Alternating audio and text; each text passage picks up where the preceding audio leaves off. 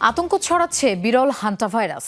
সম্প্রতি নেদারল্যান্ডসের এক প্রমোদ তরিতে এই ভাইরাসে সংক্রমিত হয়ে ৩ জনের মৃত্যু হয়।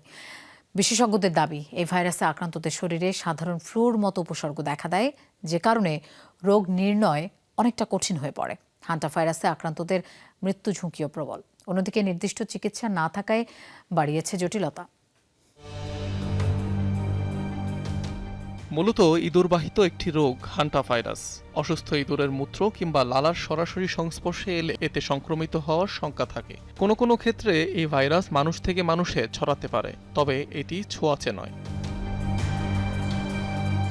হান্টা ভাইরাসের প্রাথমিক উপসর্গ সাধারণ সর্দি কাশির মতোই, তাই নির্ণয় করা কঠিন। কোনো কোনো ক্ষেত্রে এই উপসর্গ থেকে হৃদযন্ত্র অথবা ফুসফুস অকেজো হওয়ার শঙ্কা থাকে। পরিসংখ্যান বলছে হান্টা ভাইরাসে মৃত্যু হার প্রায় 40%।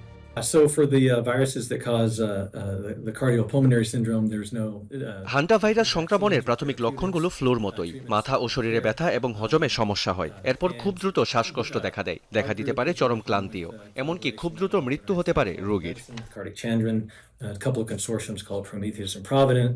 আধুনিক চিকিৎসা বিজ্ঞানে এখনও হান্টা ভাইরাসের সুনির্দিষ্ট ওষুধ বা ভ্যাকসিন আবিষ্কার হয়নি। তবে লক্ষণভিত্তিক সাপোর্টিভ কেয়ারের পরামর্শ দিয়েছেন গবেষকরা। এর মধ্যে রয়েছে oxygen therapy, mechanical ventilation, antiviral ওষুধ আর প্রয়োজনে ডায়ালাইসিস।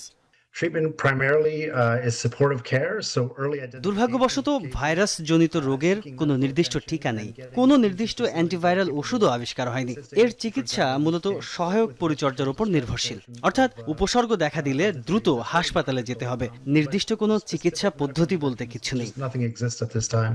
হান্টা ভাইরাস থেকে রক্ষায় ঘরবাড়ি বা কর্মক্ষেত্রে ইঁদুরের উপদ্রব বন্ধের পরামর্শ চিকিৎসকদের। অনিক রহমান, যমুনা নিউজ।